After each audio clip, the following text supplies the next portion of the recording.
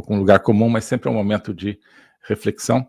E eu acho que ele tem que ser um momento de reflexão sobre tudo aquilo que atinge a vida de cada um de nós e como superar tudo isso. E óbvio que hoje, para muitos brasileiros, aquilo que nos atinge mais diretamente é o quadro político do Brasil. O quadro político no sentido amplo, né? Não só perspectivas de eleição, de votações no Congresso e coisas desse tipo, mas os destinos da nossa polis, né? Da nossa cidade, no sentido amplo, né? Da nossa comunidade histórica.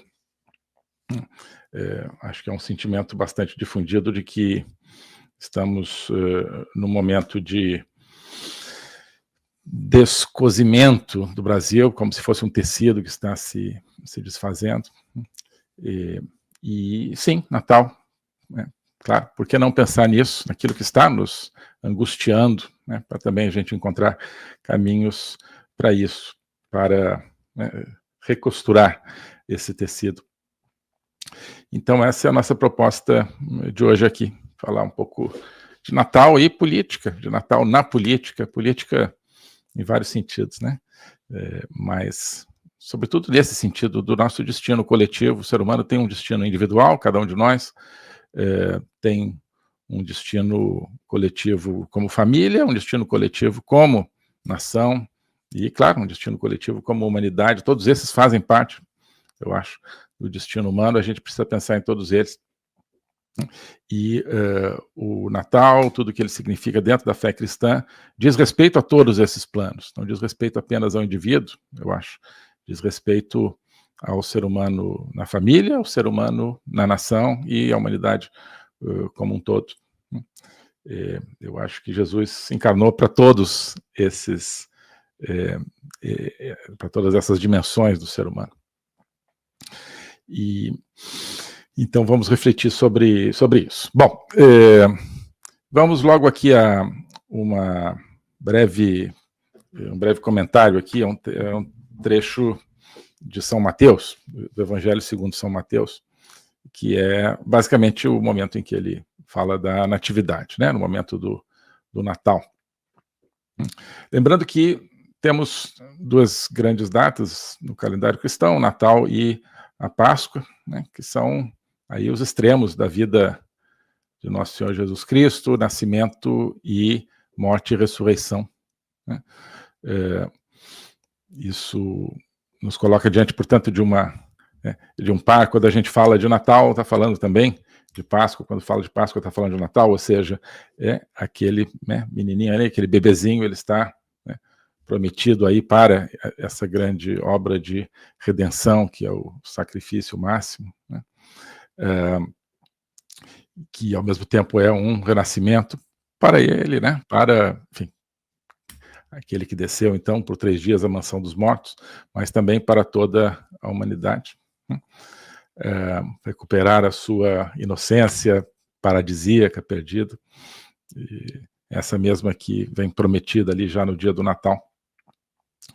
De modo que, né, é importante a gente ver essas coisas em conjunto, né? Toda a promessa que o cristianismo representa, ela está presente em todos os momentos. Bom, deixa eu já projetar aqui para vocês esse trecho aqui.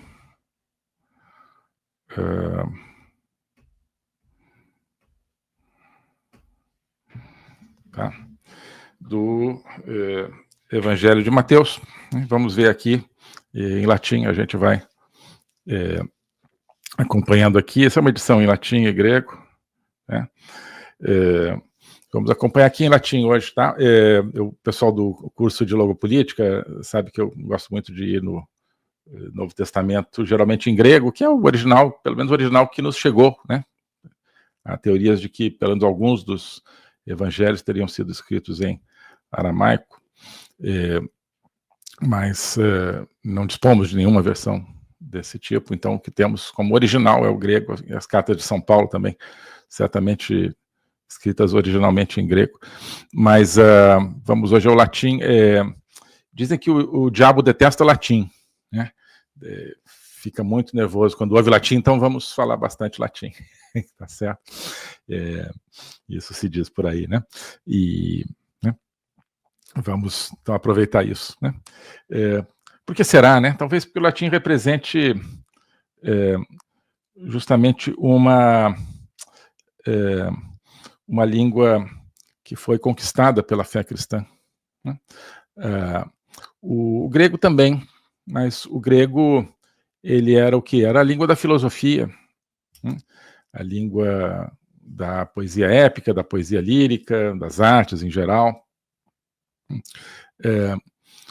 Em todas elas, já havendo brotado um pouco de uma esperança, né? De uma vida mais profunda da divindade, né? De uma vida e de uma vinda da divindade. Isso está, de certa forma, em Platão e em outros autores, vários outros autores da Grécia clássica, né?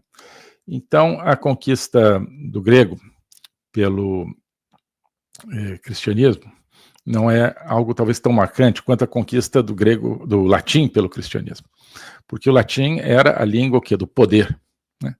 Do poder de Roma, transformada em senhora do mundo, de todo o mundo conhecido, daquela bacia mediterrânea e além, né? Um império pagão, um império onde tinham presença todos os tipos de cultos, todos os tipos de divindades, onde havia, sobretudo, essa ideia do culto político, né, do culto ao poder, né, na época de Jesus, sobretudo, né? A ideia do culto ao imperador é o que? É o culto ao poder, né?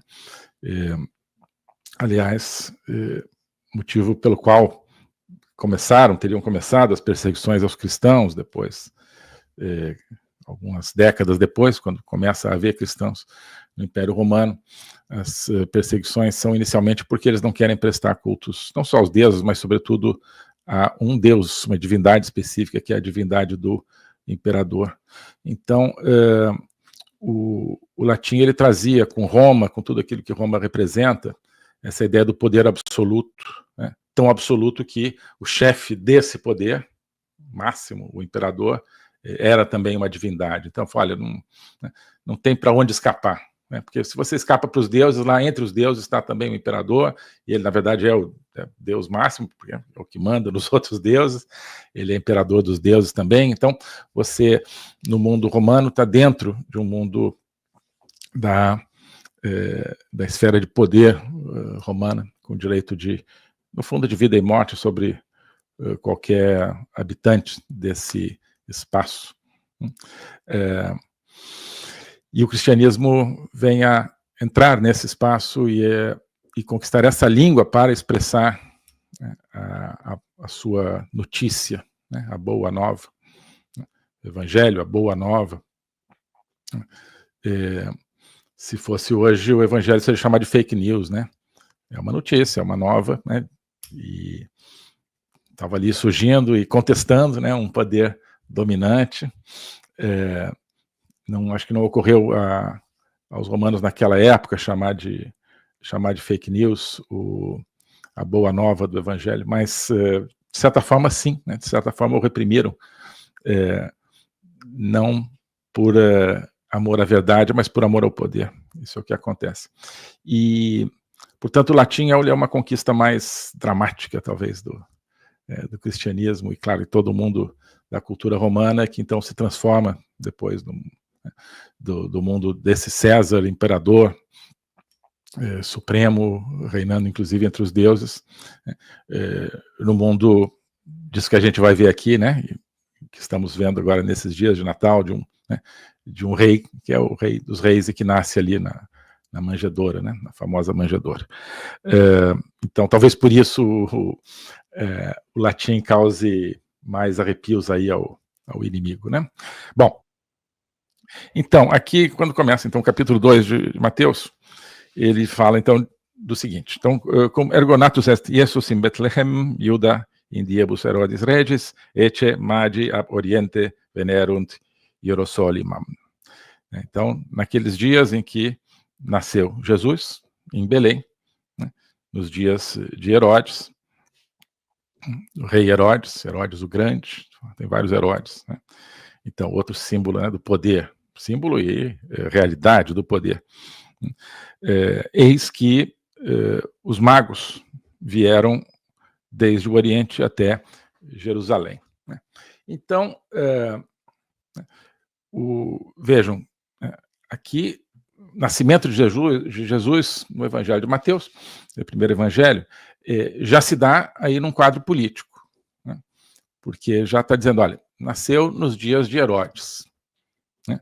Não é que nasceu nos dias em que, né, estava havendo aí uma tempestade, não, ou um fenômeno natural, não, né? Nasceu no reino de uma determinada figura política. Então, o Natal já nasce, né, na política, já nasce dentro de uma realidade de poder, e não é indiferente essa menção a Herodes, como a gente vai ver aqui, né? Herodes é uma figura histórica, bom, Jesus também, tem gente que diz que não é, mas claro que é, mas Herodes, incontestavelmente, bom, qualquer figura histórica, se você quiser, você acaba podendo contestar, mas não há muita dúvida da sua historicidade, está aí no famoso historiador romano, judeu, Flávio Josefo. Esse é o Herodes o Grande, que era grande no sentido, sobretudo, da sua maldade, da sua crueldade. Ele aparece já em Flávio Josefo como um soberano extremamente sanguinolento, sedento de sangue, mandou matar 2 ou 3 filhos dele próprio, além de outras pessoas, muitas outras pessoas. Então, isso, claro, era conhecido das pessoas que estavam, os primeiros receptores aqui dessa mensagem, dessa boa nova do Evangelho. Então, dizer que nasceu nos dias de Pôncio Pilatos, padeceu sob Pôncio Pilatos. Dizer que nasceu Jesus nos dias em que reinava Herodes, né, portanto, não é indiferente. Diz, olha, nasceu no momento da pior ditadura ali da Judéia, né, no momento em que havia um tirano, né, infernizando a vida das pessoas, mandando prender, mandando matar, mandando decapitar, e assim por diante. Nesse momento chegam os magos vindos do Oriente, né? Então já temos aqui também a dimensão de política externa, né? Tem política interna, a tudo aquilo que o Herodes estava fazendo, destruindo ali o tecido social da Judéia, o tecido nacional, né? Desrespeitando, né, qualquer tipo de direitos humanos que pudessem existir, desrespeitando, claro, as normas que deveriam seguir os judeus, de acordo com a Torá e a lei judaica, né, rasgando aí a sua constituição, digamos assim. E temos então essa dimensão, olha, então chegam visitantes, né? A tradição os coloca como reis, né? Os reis magos, aqui estão os magos, né? Como se fossem então apenas, quer dizer, o Evangelho só fala então desse lado, digamos, de sábios e pessoas que exerciam então atividades como astrologia e coisas desse tipo, né? Essa era a ideia do mago, é uma palavra que vem da Pérsia antiga, muito ligada a essas artes divinatórias e coisas desse tipo. Mas, enfim, vamos pegar a tradição também, né, de que são reis, então são reis que ao mesmo tempo são sábios que praticam as artes das ciências herméticas, digamos assim, né, vindos, portanto, do mundo pagão, né? Naquele momento, do ponto de vista, né, do povo eleito, do povo judeu, você havia os judeus, os hebreus, né, e o restante eram os pagãos, né, os gentios, melhor dizendo, né? Pagão é do ponto de vista cristão, mas os gentios, né, que vem da palavra gente, ou seja, todas as outras nações.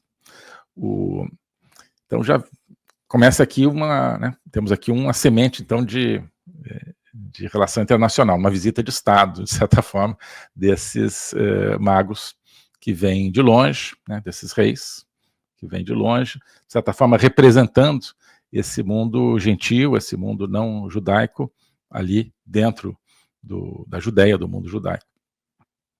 Então, eles vêm até Jerusalém, dizendo, dicentes, ubi est qui natus est rex Iudeorum? Né? Onde está o rei dos judeus que acaba de nascer? Então, falamos de Natal e Páscoa, lembrem que Cristo é crucificado debaixo dos dizeres, né? Jesus Nazarenus Rex Iudeorum, né? Jesus Nazareno, rei dos judeus. E ele nasce também, né? Sob esse signo na boca aqui dos reis magos. Né? O mesmo Rex Iudeorum, que está lá na cruz, em cima dele ali, padecendo na cruz, é a expressão que os reis magos utilizam nesse momento do seu nascimento. Estamos aqui para procurar, não é assim, né? Tem aí uma ideia de um garoto que nasceu, não, estamos aqui para procurar o Rex Iudeorum. Né? Por quê?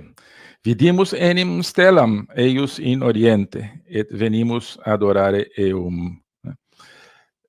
Vimos, portanto, a sua estrela no Oriente e viemos adorá-lo. Né? Gosto muito desse pedaço desse versículo, né? Vidimus enim stellam eius in oriente et venimus adorare eum. Vimos a estrela dele, né? Aqui é interessante, eius. Né? Não é que vimos uma estrela qualquer, né? Já sabíamos que era a estrela que representava esse rei dos judeus, esse novo rei que está nascendo. Então não é qualquer rei. Né? Lá no Oriente, nós vimos. E viemos adorá-lo. Né? Oi, pessoal. Hoje nós estamos diante de uma série de encruzilhadas, tanto no Brasil quanto no mundo. Nos Estados Unidos, Donald Trump vai ser presidente daqui a pouco e possivelmente vai trazer uma agenda totalmente contrária à ideologia woke, vai restaurar o poder dos Estados Unidos como uma superpotência baseada na liberdade, mas ao mesmo tempo vai enfrentar o Estado profundo, vai enfrentar toda uma série de resistências. No Oriente Médio, nós estamos vendo a profunda mudança que está acontecendo na Síria. Será que isso vai trazer mais perspectiva de uma estabilização pacífica e com um rumo produtivo no Oriente Médio ou mais lugar para o terrorismo? Né? Perspectivas aí de mudança na Ucrânia, na América Latina. Né? No Brasil, nós temos a consolidação de um sistema profundamente totalitário, embora disfarçado, mas ao mesmo tempo a perspectiva, infelizmente, de uma degringola econômica, mas que pode redundar no enfraquecimento desse regime ditatorial. Tudo isso são possibilidades que estão diante de nós. E talvez mais importante, o ser humano, né? Será que nós vamos recuperar uma noção do ser humano mais voltada para a interioridade, a espiritualidade, ou vamos assistir o ser humano se tornando cada vez mais parecido com a máquina e com a inteligência artificial? Tudo isso são temas que a gente discute na Agenda Liberdade e no meu curso de Logopolítica, que ficam dentro da Academia Folha Política. Lá você tem também vários outros vídeos, propostas, discussões, sempre gerando em torno desse momento que nós estamos vivendo, mas recuperando a história, recuperando a filosofia, recuperando o pensamento ocidental, brasileiro. E eu queria convidar você para ter acesso e participar desse projeto que é a Academia Folha Política em condições muito especiais. Nós estamos lançando uma promoção de final de ano, onde você tem acesso à Academia Folha Política por apenas R$ 330 a anuidade ou apenas R$ 37 a mensalidade. São condições muito especiais para que você tenha ainda mais facilidade de fazer parte desse projeto, um projeto onde a gente está construindo em conjunto uma interpretação e uma maneira, sim, de se posicionar diante desse mundo, desse Brasil que hoje tanto nos desafia. Então, R$ 330 a anuidade, R$ 37 mensalidade. Convido você para fazer parte desse projeto. Clique aqui para entrar nessa aventura de conhecimento. Um abraço.